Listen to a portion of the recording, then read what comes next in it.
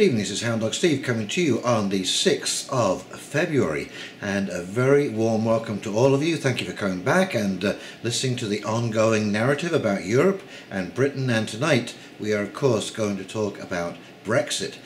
Theresa May today went over to Ireland to talk to the Irish government about the backstop, and the backstop is basically a provision that makes sure that there isn't going to be a hard border between Northern Ireland, Southern Ireland and England.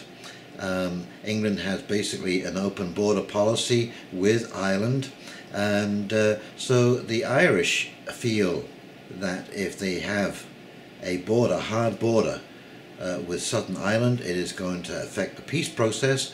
Of course, there is a lot of cross-border travelling between relatives and so on and so forth. And actually this kind of reminded me of a little book called Puckhoon by Spike Milligan. And it's about a town called Puckhoon, and it sits on the border between Northern and Southern Ireland, and they reroute the border, and it goes right through the middle of the village. It ends up going to the middle of the bar, the local pub. It goes through the cemetery, and of course there are these really unusual and unexpected consequences. For example, the bar, the beer is cheaper in Northern Ireland than it is in Southern Ireland, so everybody crowds down one end of the bar to drink their ale. And of course you now need a passport to bury somebody on the far side of the cemetery. It's if you can find it and you want a funny read, please go read it. It's called Puckhoon by Spike Milligan, the ever funny Spike Milligan. Anyway, it just highlights some of the differences, and the little news piece that I've got to you today actually has a couple of clips which I'm going to play for you, because it really does kind of highlight some of the anxieties that are taking place and some of the mistrust. You know, you have to remember that Britain, Northern Ireland and Southern Ireland have a long history with each other. Okay, well, let's go over and take a look at those clips, and I'll come back and do a quick wrap up. Okie dokie, here we go. BBC News. May meets Northern Ireland politicians over Brexit. And this was just 8 hours ago.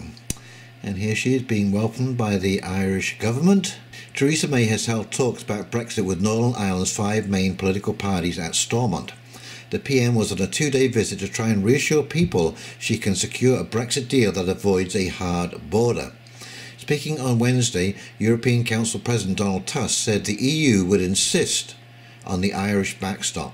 Mr Tusk also said there was a special place in hell for those who promoted Brexit without even a sketch of a plan of how to carry it safely. In response to Mr Tusk's remarks, Northern Ireland Secretary Karen Bradley said, "It is a delicate time, and it is important we all consider our words carefully." Mrs May is due to meet European Commission President Jean-Claude Juncker on Thursday in an effort to secure changes in her Brexit deal. We are now 51 days from the Brexit deadline, and the British Prime Minister has come here empty-handed, with the same old rhetoric, with no plan, no credibility, and frankly no honour. We have told her that the British strategy of running down the clock and playing a game of chicken with Ireland and Irish interests is profoundly unacceptable and wrong. We have told her that the days of Britain dictating to Ireland or Irish people, that those days are over and will not return. The EU has maintained it will not renegotiate the withdrawal agreement, including the Irish border backstop. On Tuesday, Mrs May told business leaders in Belfast that she wants changes to the controversial backstop, but she suggests that she's not seeking to remove it from her Brexit deal. Will May make good enough progress? Theresa May was in Northern Ireland meeting the different political parties, including the DUP, whose vote she needs in Parliament, who are totally opposed to the current version of the controversial backstop, as well as Sinn Féin, who are just as adamant that it must remain. Tomorrow she will be in Brussels asking again for the EU to amend the policy, seeking either a time limit or a legal upgrade to the promise that both sides will only use it if they really have to, and they don't expect it to last forever. In short, Wednesday has been a chance for the PM to test out what she'll ask for. Tomorrow is an opportunity to sell it as hard as she can in Brussels. Remember, she has asked for these changes before and been turned down, and she's heard before from both sides in Northern Ireland how dug in their positions are. So can she do anything other than take one more turn around the same carousel while the clock ticks down? I think it's time to pick a side. I think the British government have to pick a side. They have to understand that there are a number of options on the table. One is no Brexit. The other is a very soft Brexit. Outside of that, it's about a backstop protecting people in Northern Ireland. There is no other option, and I think it's about time that they realise that. We're looking at a position there where there is a possibility of a no-deal situation, something that our party does not want to see happen. And at that point in time, if Northern Ireland leaves the European Union with no deal, there's only one option here for us in Northern Ireland, and that's to move directly and straight to direct rule.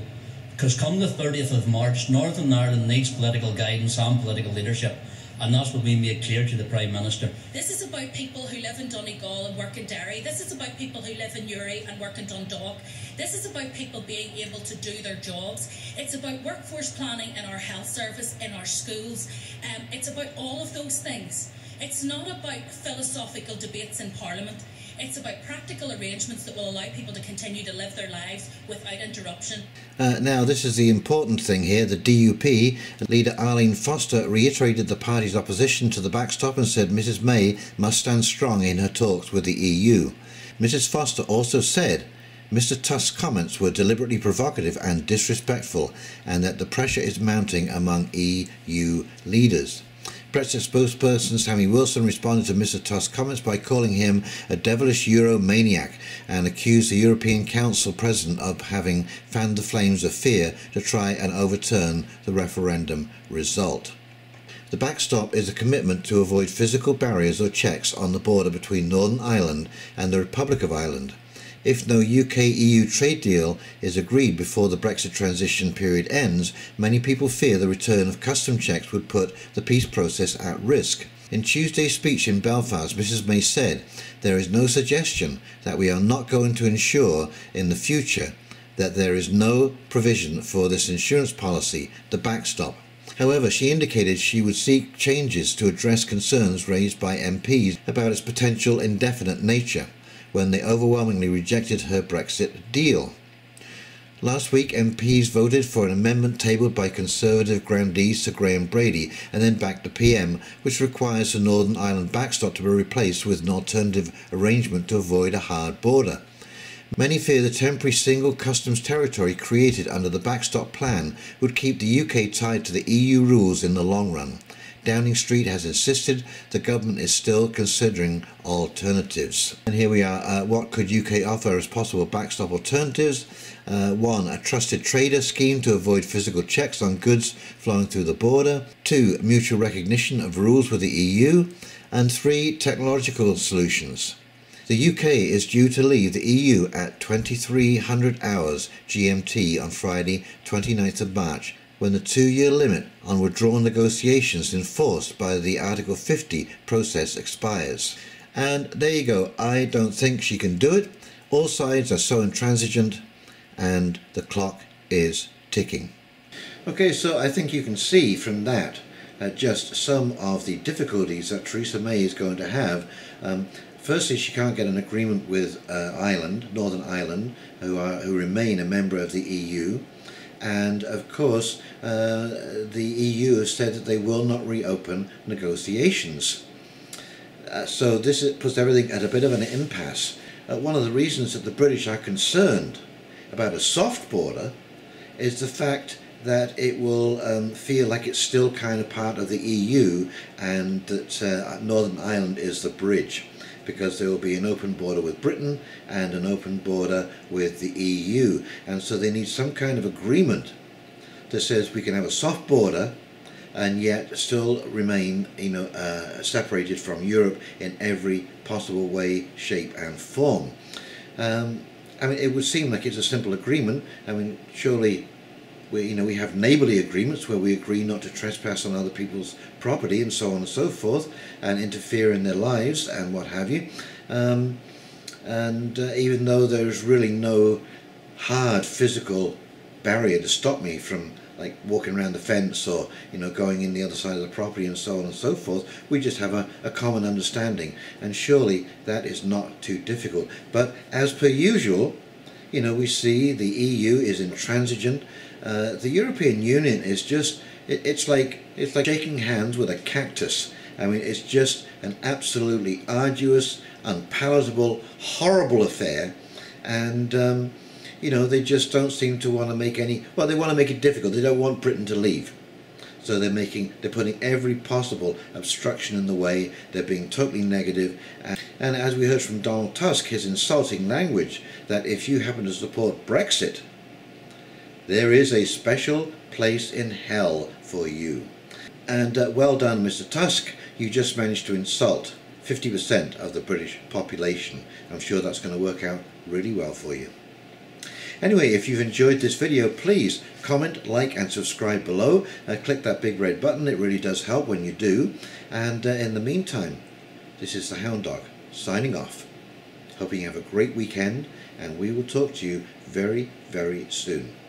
You take care now. See ya. Bye.